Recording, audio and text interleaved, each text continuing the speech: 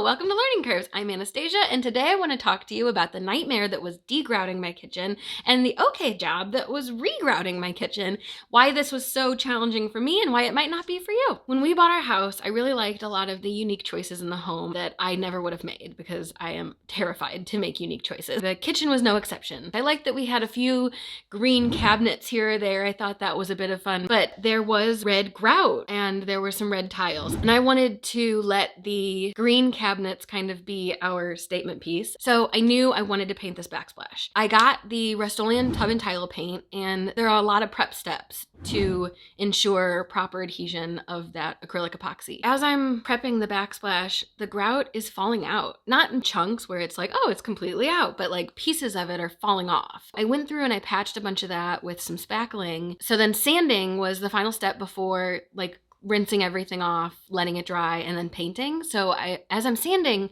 more stuff is falling out and more dust from that grout is coming off. And I'm starting to get nervous that this is gonna mix in with the white acrylic epoxy and give me a pink backsplash instead of a white backsplash. So I reached out to the contractor who helped us with our home renovation that we did last year. He has been very generous and said that we can reach out to him whenever. Sent him some pictures and was like, what do you think? He called me and talked me through it. And he asked me at one point, is that sanded grout or unsanded grout? And I now know the difference. But I didn't. I thought it meant like sanding, like with sandpaper. And I was like, it's pretty smooth. So I think it's been sanded. He didn't make fun of me. I am. But he was saying, so the grout's coming out anyway, right? You're needing to fix that? And I said, yes. And he's like, I would just degrout. I would degrout and regrout. Then he said, if you're still seeing any pink, slap a coat of Kills on it and then paint. I will talk about that in another video, but I did decide to degrout and regrout. So degrouting. I did a lot of research, as I love to do. I watched a lot of videos, and pretty much everybody was like, if you've got a lot of elbow grease, you can do it by hand, but we really recommend these power tools that make it so much easier. So I tried that. I collected a bunch of random tools and started going at it. And it was kind of working, but also kind of not. And it was going very slowly. After hours, I had hardly gotten anywhere. So I decided I was going to try for power tools. I didn't have any power tools that were appropriate for this. I reached out to my brother-in-law who had a Dremel that he said I could borrow, and looking up Dremel, it's a 4200 Dremel, I think. He had a 4200 Dremel. In researching it, it comes with a guide for grout. And long story short, the reviews for this tool are awful. My brother-in-law was even like, this is on its last leg. I don't care if you ruin it. Which I did. I couldn't get the holding cap off. My husband and I both tried all sorts of methods, including taking it apart. My brother-in-law suggested I freeze it to see if that would release the two pieces.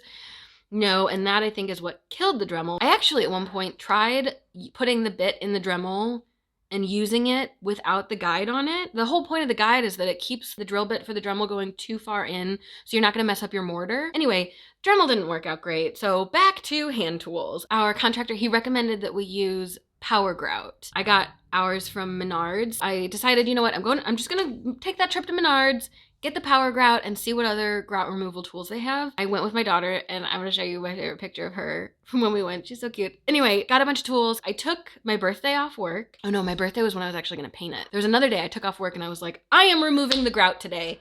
By hand, I'm doing it. I got like a third of the way through. It was taking forever, and the tools I was using were like wearing down. My husband is a locksmith, so he has tools available that could sharpen the tools. I ended up really liking using an awl and those really tiny micro screwdrivers, flatheads and Phillips. Sometimes it was really satisfying. There would be these big chunks that would like come out all at once, but it was also really frustrating. There were some tiles that kind of came out and I couldn't really see under those what I was doing, and the tools kept wearing out, needing to be resharpened. It was also really hard to get the right amount of force because I would have to like really go for it, and then when the piece would come free, my hand would go flying. Whereas using a power tool, the tool has all of that force itself. I just need to hold it steady and guide it. And then my husband found an oscillating tool. He bought the grout removal oscillating attachment, and he started out using that one. Mask is a must regardless of what you're doing, but with this, a mask, eye protection and ear protection, all of it,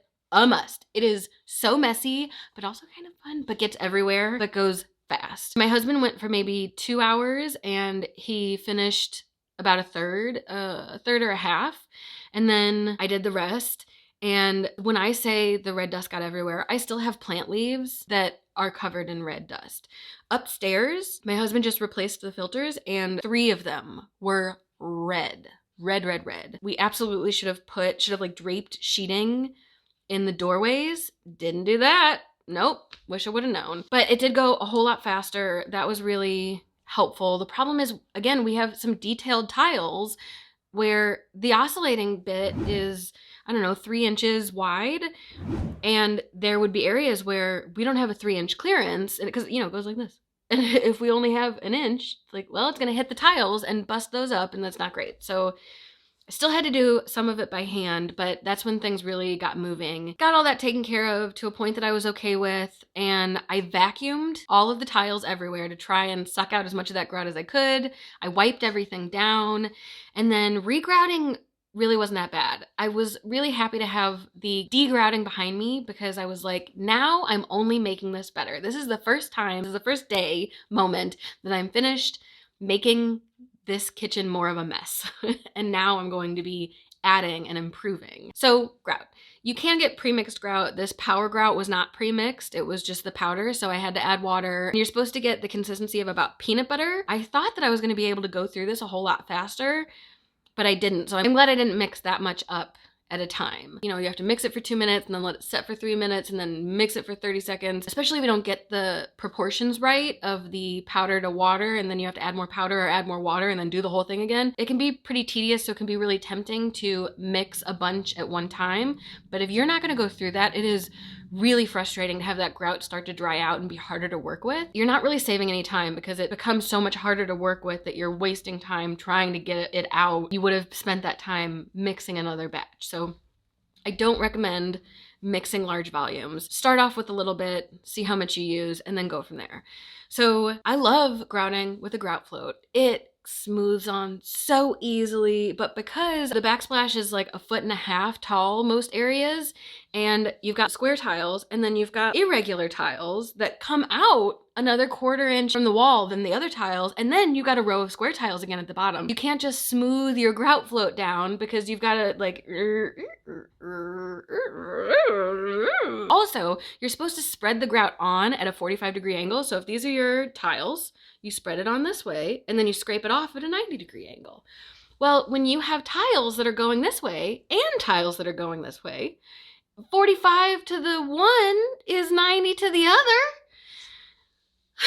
The grout lines also were really inconsistent. So if you have a bunch of squares or a bunch of rectangles, more consistent grout lines, it might be a whole lot easier for you. But what I did start to realize was the square tiles, because they weren't that far off of the wall, and also the grout lines were thinner than the irregular sort of banner around towards the bottom, those didn't take as much grout. So I would kind of start on those, and when the grout started to thicken up, I would go through the banner and that would just suck up the grout because those grout lines were so much wider and deeper. So it used up a lot of grout quickly. And then I would do a section and then I would move on to the next section. And then when I finished the second section, I would go back and wipe the first section.